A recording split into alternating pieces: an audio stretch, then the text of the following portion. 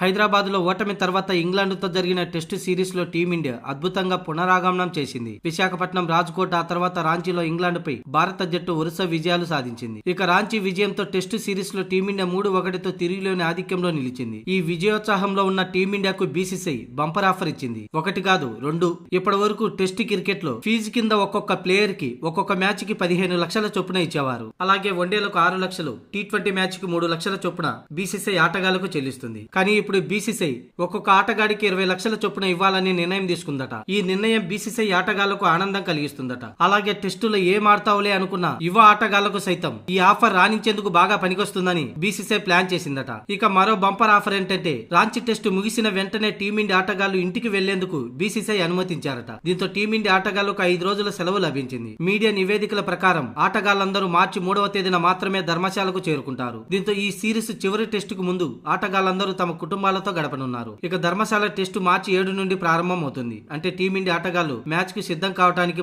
ఇప్పటి నుంచి 4 రోజుల సమయం ఉంది. ఇక టీమిండియాకే కాదు ఇంగ్లాండ్ ఆటగాళ్లకు కూడా సెలవులు ఇచ్చారు. దీంతో చండీగఢ్, బెంగళూరుకు వెళ్లిపోయింది ఇంగ్లీష్ టీం.